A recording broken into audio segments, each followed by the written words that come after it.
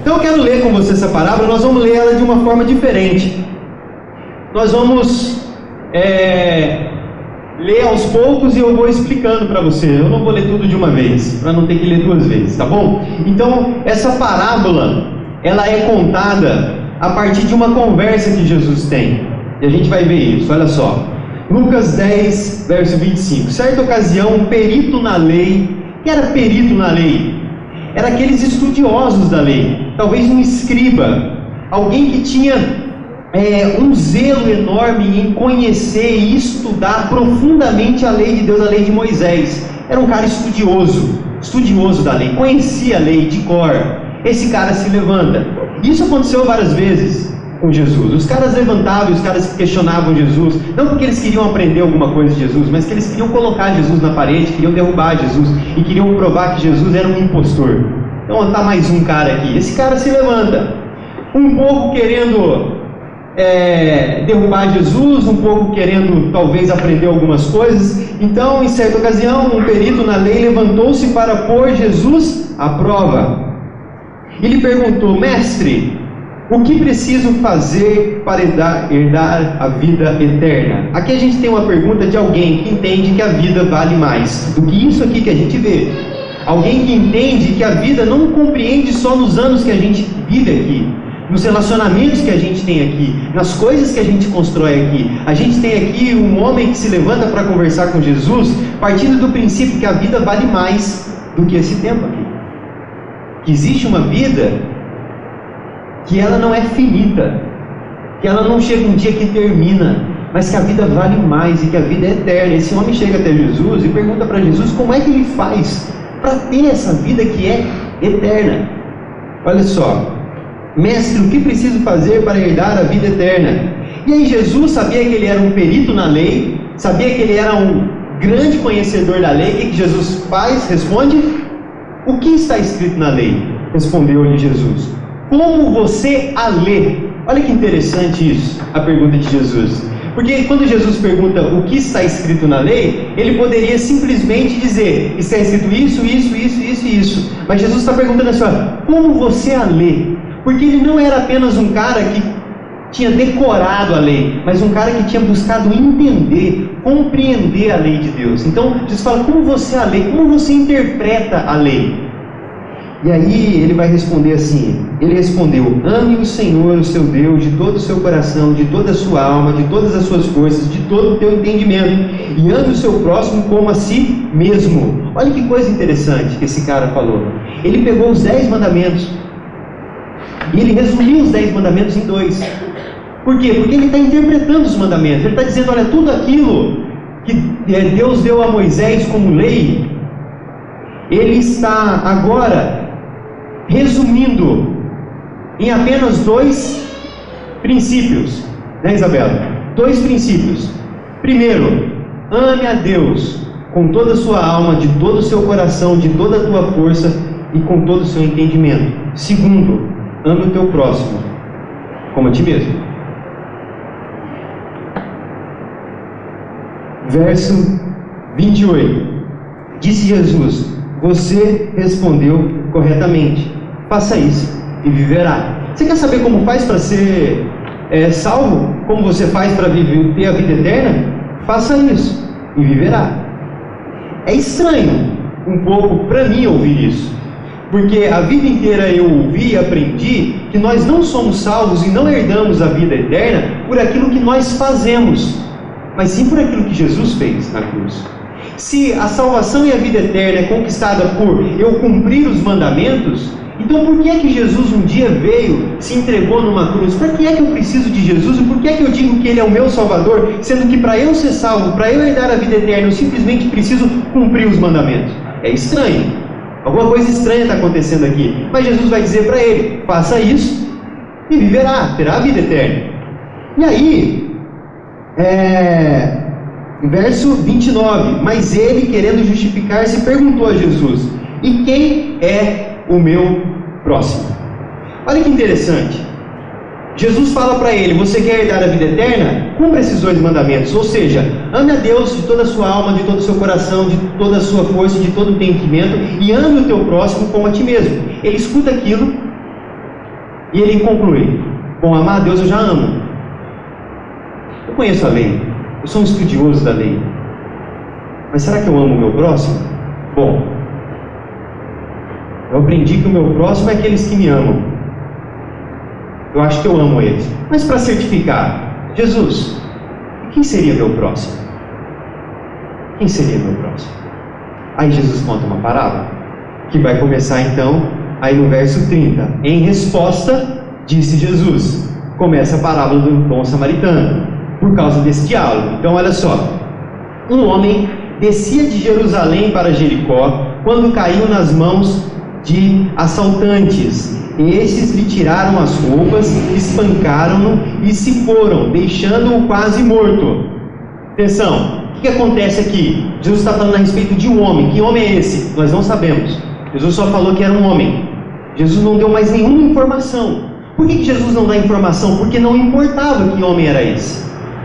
Jesus já quer nos ensinar alguma coisa aqui. Não importava que homem era esse. Era um homem, era uma pessoa, era uma vida, era gente. Jesus não dá informações desse homem mais. Jesus deixa entender aquele perito da lei e aqueles que estavam ouvindo que era impossível descobrir quem era aquele homem. Por quê? Porque os assaltantes que encontraram com ele espancaram, arrancaram a roupa dele e lhe deixaram quase morto, ou seja, inconsciente. Nós não sabemos que homem é esse, Jesus não fala, e esse homem está sem as suas roupas e sem poder falar. Como é que nós identificamos as pessoas? Principalmente nesse contexto aqui, onde nós tínhamos os próprios judeus, nós tínhamos os romanos, enfim, outros que passavam ali naquela estrada. Nós identificávamos pela roupa que ele usava e identificávamos pela forma que ele falava. Jesus está dizendo: é um homem e ele está sem roupa e não fala. Ele está quase morto. Um homem foi espancado descendo de Jerusalém a Jericó. As parábolas, elas eram histórias que Jesus contava, que não era de personagens reais, mas nem por isso Jesus contava histórias impossíveis de acontecer. Essa história era uma história que acontecia muito. Por quê? Essa estrada de Jerusalém a Jericó, essa descida, era uma descida extremamente perigosa. E era muito comum ter assaltos ali. Muito comum. Até hoje, quando turistas vão nessa região, eles percebem como que essa estrada, ela é perigosa. Imagina naquela época, né? Há 2000 anos atrás. Por quê? Jerusalém a Jericó ficava a 25 quilômetros de distância. Santa Rita, Pouso Alegre. E olha que coisa, Jerusalém estava numa altitude de 3.000 pés acima do nível do mar. Isso dá mais ou menos 900 metros acima do mar. Jericó estava 1.000 pés abaixo do nível do mar. 300 metros. Então, numa distância muito pequena, compreendeu? Como se fosse Santa Rita, Pouso Alegre, você tem uma cidade que está muito alta, Jerusalém, e uma cidade que está muito baixa. E um curto intervalo aqui de uma curta distância. Então, obviamente, que era uma descida, era uma ladeira, era uma estrada extremamente perigosa, uma estrada que tinha muitas pedras. Então os ladrões, os assaltantes, eles se escondiam atrás dessas pedras. E era muito comum assaltos ali. Então Jesus, ele conta uma parábola, mas não de um fato estranho. É algo que era muito provável de acontecer e talvez acontecia muito. Bom, Jesus continua a história, verso 31. Aconteceu estar descendo pela mesma estrada um sacerdote. E a gente tem que pensar que aqueles caras estavam ouvindo Jesus e eles estavam ali vivendo aquilo. Para nós é tudo muito estranho. A gente nunca foi em Jerusalém, nunca foi em Jericó, mas aqueles caras, Jesus está contando uma história que faz parte da vida deles. Então ele contou que na estrada de Jerusalém para Jericó desceu um cara, esse cara foi pego por assaltantes, ele foi largado sem roupa, quase morto, e agora Jesus fala: mas nessa mesma estrada descia um sacerdote. E agora é o momento que aqueles caras escutam isso e falam: pô, mano, que sorte que esse homem deu, porque ele está numa estrada, abandonado, mas que bom, porque está descendo um sacerdote. Quem eram os sacerdotes? Eram os caras que serviam no templo. eram os religiosos da época. Eram os caras que tinham como uma das suas funções conduzir o povo à adoração a Deus. O povo queria adorar a Deus e eles levavam sacrifícios, né, para serem entregues a Deus, e esses sacrifícios passavam pelos sacerdotes. Então eram homens estimados, muito bem vistos, eram homens respeitadíssimos, eram homens bons.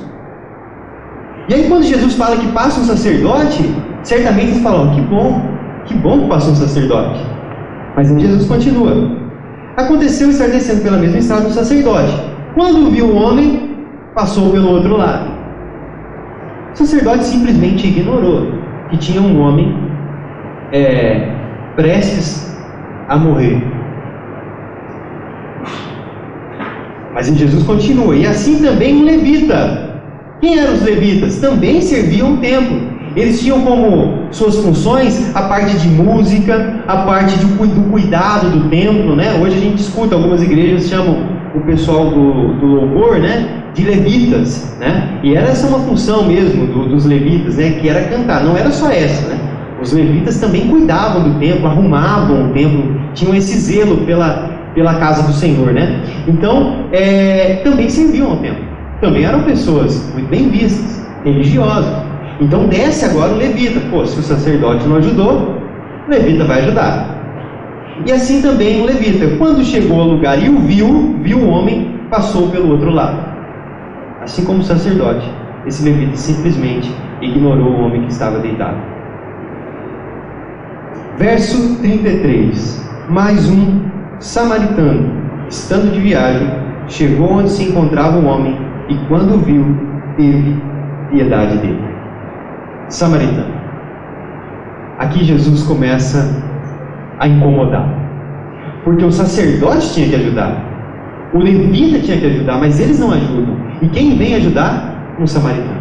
Judeus e samaritanos eram brigados, eles não conversavam, eles eram inimigos, apesar de eles serem descendentes do mesmo povo, todos filhos de Abraão, todos israelitas. Os judeus tinham ódio dos samaritanos, porque num momento da história os samaritanos se corromperam, eles trouxeram para dentro das suas casas, para dentro da sua cultura, eles trouxeram o ídolo, os outros deuses, e os judeus não se conformaram com isso, e os judeus simplesmente disseram: olha, vocês não prestam, vocês são uma raça inferior, apesar de vocês estarem aqui tão próximo de nós não reconhecemos vocês como irmãos. Eles eram inimigos.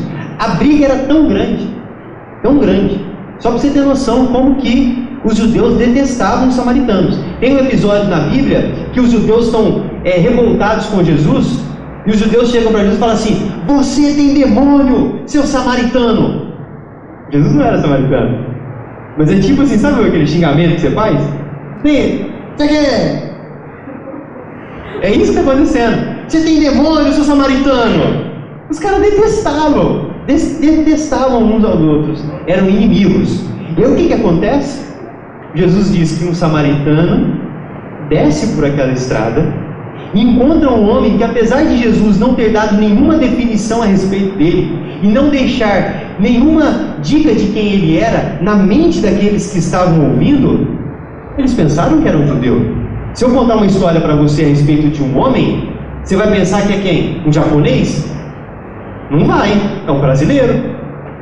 Por quê? Nós estamos aqui falando de algo que acontece aqui, perto de nós, na estrada aqui de Santa Rita Pouso Alegre. Teve um acidente, um cara está lá no carro, preso. Falou assim: é um japonês? Não é um japonês. Então, na cabeça deles, era um judeu, apesar de Jesus não ter falado nada. E agora Jesus fala de um samaritano, que era inimigo. E esse samaritano, ele tem piedade, ele tem compaixão daquele cara que está caído. E vamos ver como que essa compaixão move esse samaritano. Olha lá, verso 34. Aproximou-se, enfaixou-lhe as feridas, derramando nelas vinho e óleo. Depois colocou-o sobre o seu próprio animal, levou-o para uma hospedaria e cuidou dele. No dia seguinte, deu 2 denários ao hospedeiro e lhe disse: cuide dele, quando eu voltar, lhe pagarei todas as despesas que você tiver. Olha o que está acontecendo aqui. Olha o que está acontecendo aqui. A gente precisa entender cada palavra desse verso. É o verso mais importante dessa história. Nós temos no chão alguém que está prestes a morrer, que considerava o samaritano como seu inimigo, e este samaritano olha para esse homem caído, tem piedade, e o que ele faz? Vamos aqui verso por verso. Primeiro, aproximou-se. O que esse homem faz? Certamente ele se ajoelhou. Como você se aproxima de alguém que está caído? Esse homem estava tocando a vida dele, caminhando, e esse homem se ajoelha diante do seu inimigo, se ajoelha para poder cuidar dele. O que mais que ele faz depois?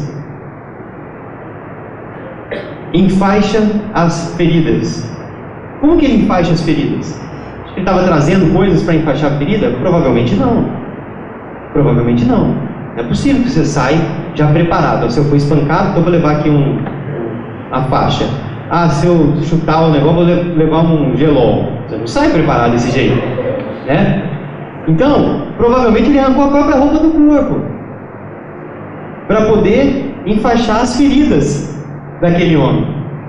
Olha que coisa. O que mais que ele faz?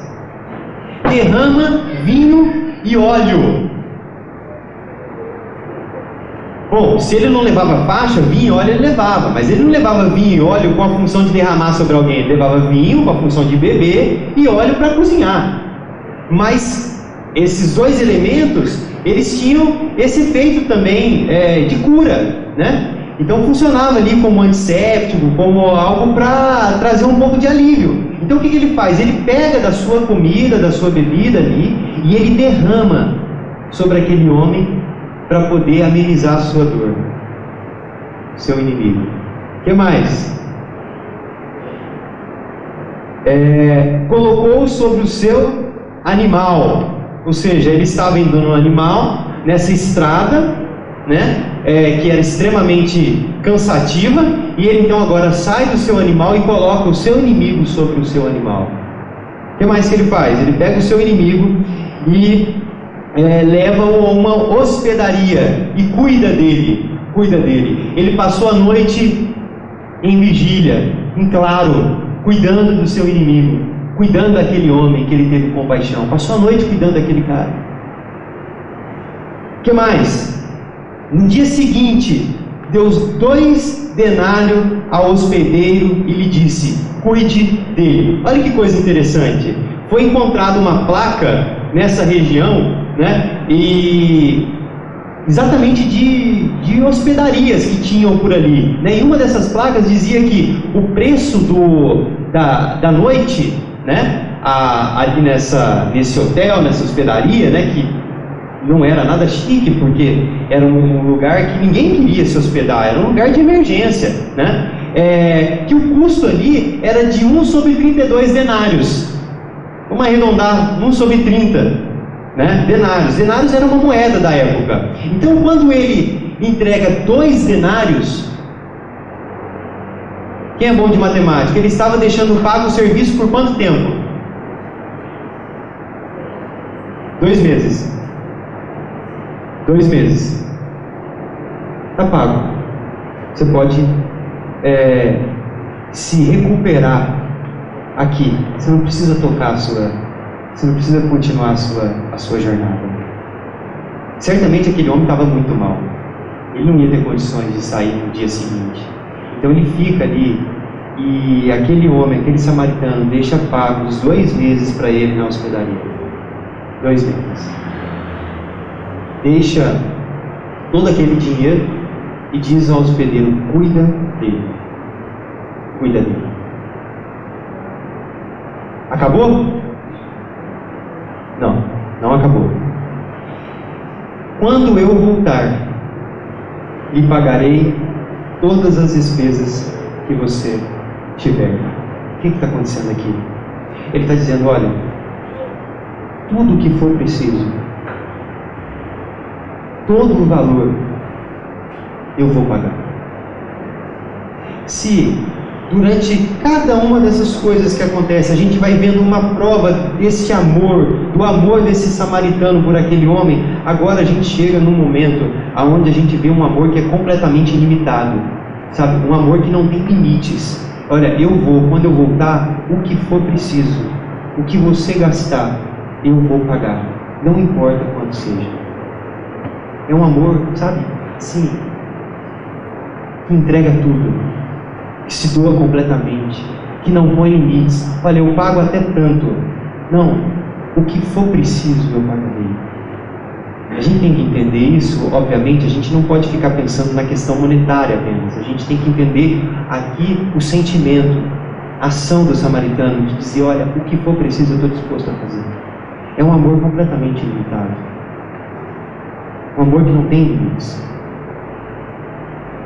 E a pergunta que vem para nós agora é: quem é capaz de amar o próximo assim?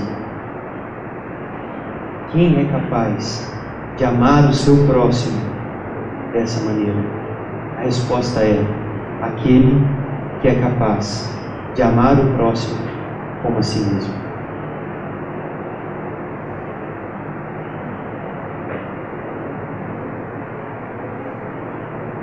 Isso tudo nós fazemos por nós, não fazemos para ninguém.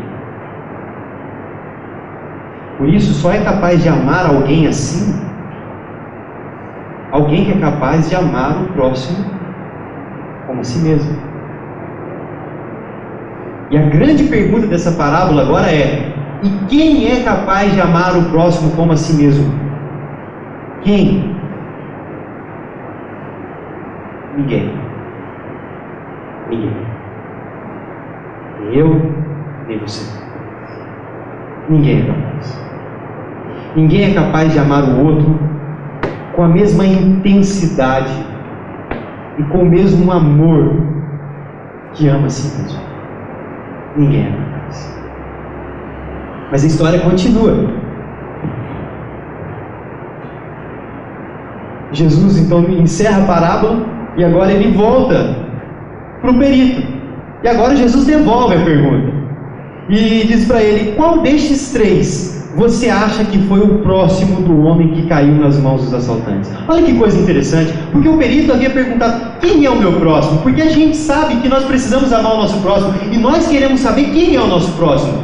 Por quê? Porque o nosso amor tem limites. Quem é o meu próximo? Meu próximo é aqueles que moram comigo? Ah, tudo bem. O meu próximo é os meus amigos? Ah, beleza. O meu próximo são os meus colegas? Quais colegas? Aqueles que eu tenho mais intimidade? O meu próximo é aqueles que estão comigo dentro da igreja? Mas quais? Todo mundo? Não. Quem é o meu próximo? Eu quero saber, porque eu quero saber até onde eu devo ir. Porque eu não quero ir muito. Essa é a pergunta dele. Até onde eu tenho que ir? Porque eu não estou disposto a ir muito. Eu quero saber, os meus próximos passam daqueles da minha casa? E aí agora Jesus devolve a pergunta, mas Jesus inverte o jogo. Olha o que Jesus faz. Jesus pergunta: quem é o próximo daquele cara que está no chão? Porque nós queremos saber quem é o nosso próximo. Porque nós não queremos ir até algumas pessoas. E Jesus nos devolve a pergunta e fala assim: essa pessoa, quem é o próximo dela? Quem é o próximo daquele que está sofrendo perto de você? Quem é o próximo daquele que está sofrendo dentro da sua sala de aula? Quem é o próximo daquele que está sofrendo lá no seu grupo de amigos? Quem é o próximo daquele que você sabe que está sofrendo? Daquele que tem sofrido dentro da escola, sofrido em casa? Daquele que tem sido rejeitado, abandonado? Aquele que tem sofrido calúnia, fofoca? Quem é o próximo dele? Jesus devolve essa pergunta. E aí olha que coisa fantástica, coisas de inimigos. Olha o que o cara vai responder: aquele que teve misericórdia dele. Essa não é a resposta que você daria se eu perguntasse para o Felipe: qual dos três é o próximo dele? Samaritano. Os caras se odiavam tanto que eles nem pronunciavam o nome. E eu vou falar que não. Foi o cara lá que teve misericórdia. Respondeu o perito na lei: aquele que teve misericórdia dele. E agora Jesus dá o fatality total. Sabe aquele? E Jesus, é agora. Presta atenção nesse verso. 37, finalzinho dele. Jesus lhe disse: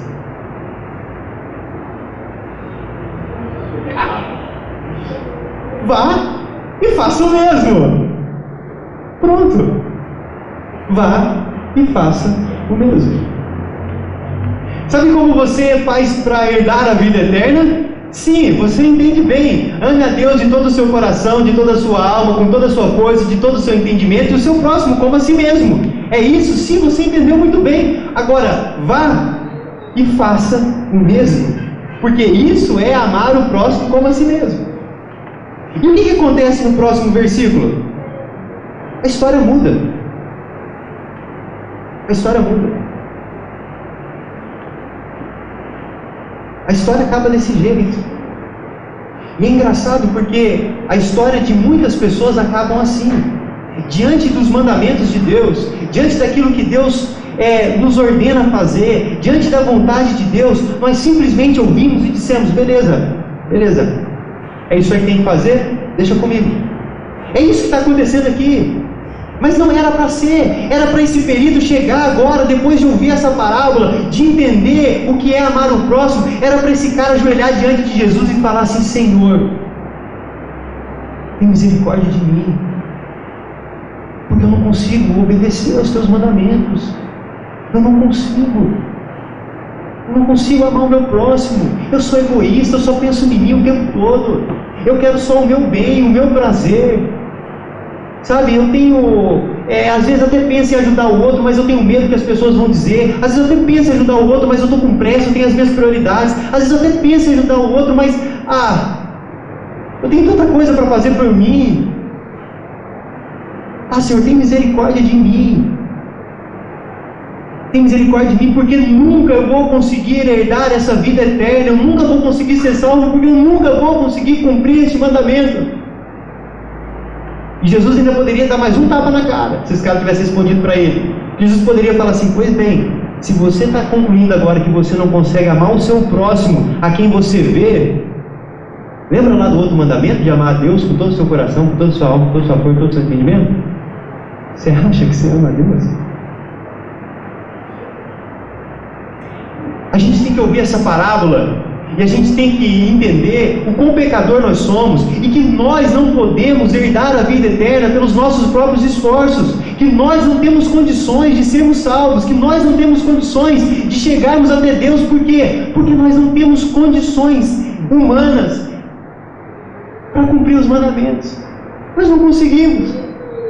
E às vezes a gente começa a frequentar uma igreja, a gente abandona a bebida, a gente abandona as drogas, a gente abandona uns relacionamentos de qualquer jeito, e a gente começa a achar que a gente é muito bom, a gente começa a achar que a gente vai ser salvo. Por quê? Porque eu faço tudo certinho. E aqui nós estamos diante de um cara que era um perito na lei, não era um cara que era usuário de drogas, não era um cara que vivia na farra, bebendo, não. Talvez assim como você, que está achando que Deus te ama e que vai te salvar, porque você faz tudo certinho. A história desse cara acaba aqui, a história de muitos de nós acaba aqui sim também, porque a gente está achando que a gente está fazendo mais do que o suficiente, e que Deus está olhando e está falando assim: cara, como você é bom, velho, como você faz tudo certo, cara, como você cumpre os mandamentos. Essa história tinha que terminar diferente, e a sua história tem que terminar diferente. A gente tem que ajoelhar diante de Jesus e falar: Senhor, eu não consigo cumprir os teus mandamentos. Não consigo. Porque se a gente disser isso, sabe o que acontece? Presta atenção. Se a gente disser: Senhor, eu não consigo cumprir os teus mandamentos, Jesus vai dizer: eu sei. Você acha que eu vim por causa de quê? Eu sei que você não sabe. Mas deixa eu dizer uma coisa para você. Eu vim para cumprir o seu lugar. Eu vim para cumprir para você. Entenda uma coisa: eu sou este bom samaritano. Eu sou aquele que me aproximou de você. O bom samaritano se ajoelhou, então eu desci dos céus para te encontrar. Eu sou aquele que rasgou as vestes para curar suas feridas. Eu sou aquele que pagou a sua dívida. Eu sou aquele que te amou de forma ilimitada.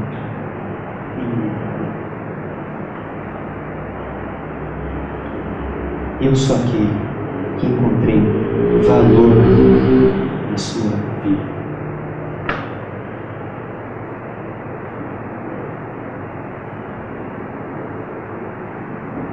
Só Jesus foi capaz de amar assim. E por causa disso, Jesus pode mudar o mandamento. Olha só, Jesus é Jesus, velho. Jesus muda o mandamento. Porque só Ele é capaz de amar assim. Então o que Ele fez? Ele falou assim, olha, novo mandamento vos dou. Jesus dá um novo mandamento. E o novo mandamento de Jesus é o seguinte: amai a Deus sobre todas as coisas, de toda a tua alma, de todo o teu coração, de todo o teu entendimento, de toda a tua força. Bom, beleza, Jesus não mudou nada. Calma. Segundo, e ama o teu próximo, como eu os amei. Sabe esse lance de amar o próximo como a si mesmo? É assim, ó. É como eu amei vocês. É como eu amei vocês. Sabe quando que Jesus dá esse novo mandamento? Sabe quando é que Jesus muda e não diz mais para nós amarmos o próximo como a nós mesmos, mas para amarmos como Ele nos amou? Quando Ele sai da mesa, a última vez que Ele está à mesa com seus discípulos, e Ele diz: alguém aqui vai me trair. E Jesus está alegre, Jesus está comendo na mesma mesa de Judas. Sabia que Judas iria traí-lo, sabia que Pedro iria negá-lo, mas Jesus está junto deles, e Jesus os ama até o fim. E Jesus está dizendo: olha, ame a Deus sobre todas as coisas e ao próximo como eu amei vocês. Eu não sei você, mas Jesus me dá um novo mandamento, mas eu falo assim, cara, mas parece que não mudou muita coisa. Porque amar o próximo como a mim mesmo, cara, não tem jeito. Mas daí amar como Jesus me amou, não ficou na mesma. Não ficou? É impossível do mesmo jeito. Não ficou na mesma. Porque sabe o que muda? A sua motivação. Porque você não ama mais o próximo porque é uma lei, é um mandamento.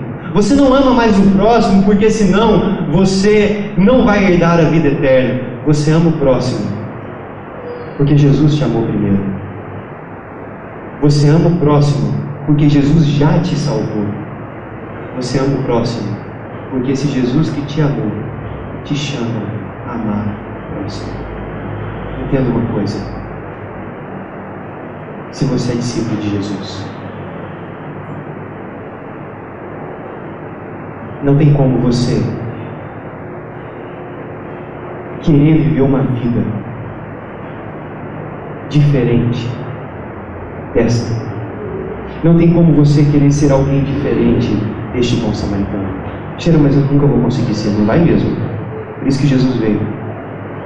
Mas esse Jesus que veio e nos salvou, Ele agora nos chama para sermos discípulos dele. Nos chama para agirmos como bom samaritano. Nos chama para imitá-lo. Nos chama para amar as pessoas que estão perto de nós, aqueles que estão sofrendo, aqueles que estão sozinhos, para fazermos aquilo que Ele fez e fez por nós.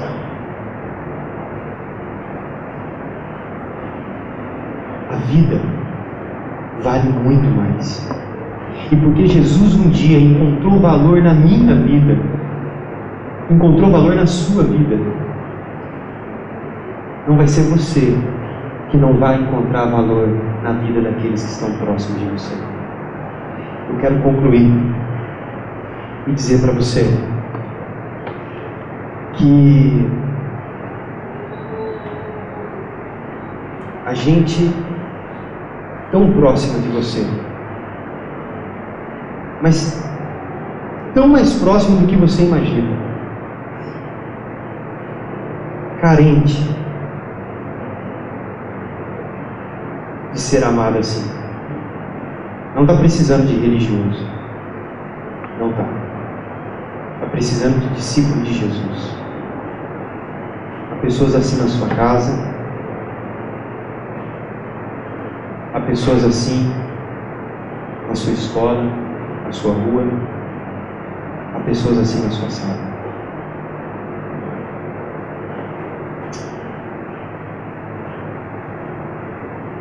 Olha, eu fico pensando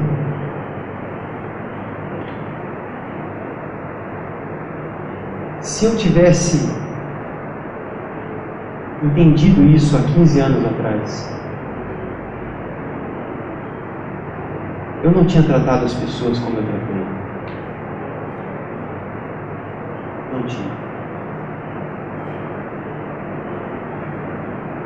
Porque eu fiz muita gente sofrer.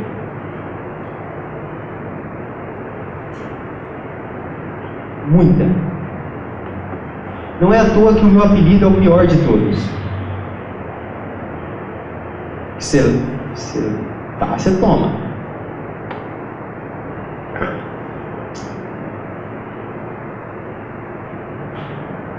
E quando eu não fazia sofrer, eu ria de vê-la sofrendo.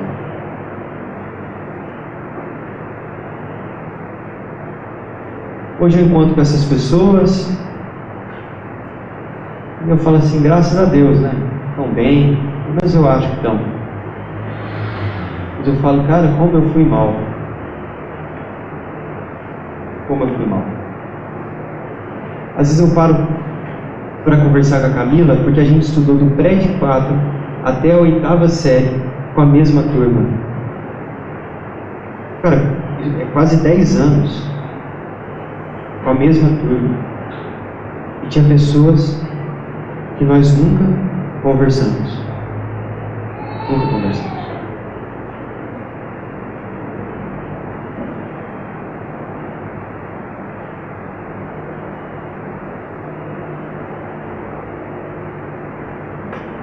Eu queria encerrar. Eu não queria que aquilo que Deus está falando no seu coração ficasse esquecido. A gente tem um final de semana por aí. Eu queria te convidar a pegar o seu celular. Pode pegar o seu celular.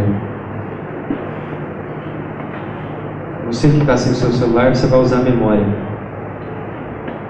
Isso. Você abre um bloco de notas, você abre um grupo que só está você no WhatsApp. Você faça aí o jeito que você quiser. E você vai escrever aí um nome. Um nome. Eu queria que você respeitasse a privacidade de quem está do seu lado. Você, sabe, deixar essa pessoa escrever com tranquilidade. Eu queria que você escrevesse um nome. Nada impede você escrever 2 ou 3, mas pelo menos um nome. Para que você se lembre que amanhã, talvez hoje mesmo, porque às vezes está na sua casa, mas provavelmente está na sua escola. E segunda-feira, Jesus que te salvou e que te ama, te chama a amar essa pessoa. Se você quiser fazer mais do que isso agora, para que você não seja vencido pelo seu pecado, porque a gente é muito pecador. A gente ouve Deus falar com a gente, depois a gente fala assim, não foi bem assim. Então quem sabe você já pode mandar um oi, tudo bem, direto para a pessoa no seu WhatsApp. Aí não tem volta mais, sabe? Já era. A não ser que você esteja mais pecador do que eu imagino. A pessoa vai te perguntar, oi, tudo bem? Não, cara, você fez o exercício lá da escola, lá? Aí você é muito pecador. Aí você vai pro inferno, hein, mano? Cuidado. Brincadeira. Eu queria que você fizesse isso. Faça isso. Você está sem seu celular? Coloque isso na memória, no seu coração. Não se esqueça. Não se esqueça. A gente vai cantar uma música. E essa música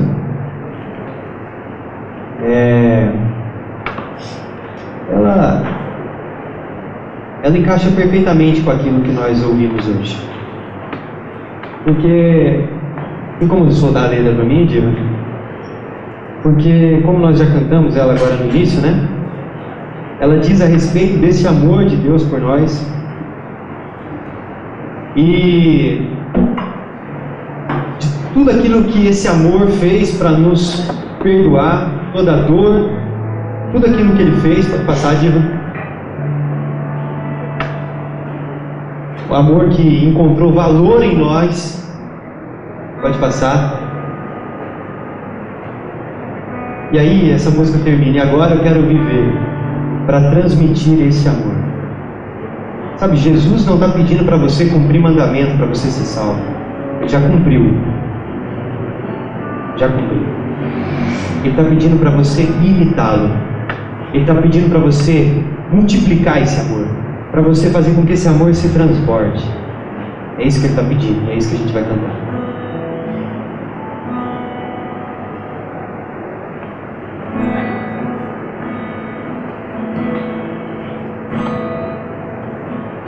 Quanto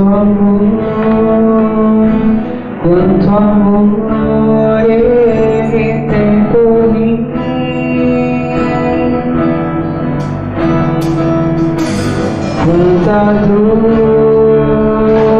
Quanta dor sofreu por mim por amor.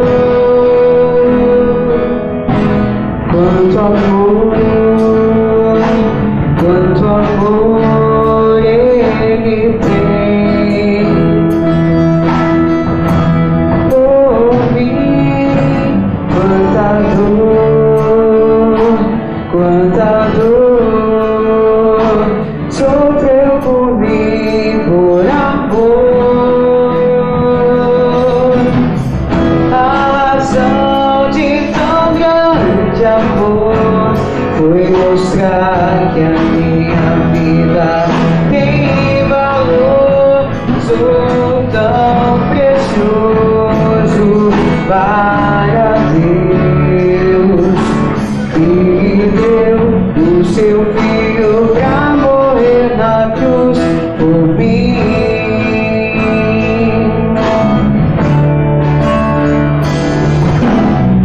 Ó Deus, te louvo pelo teu amor.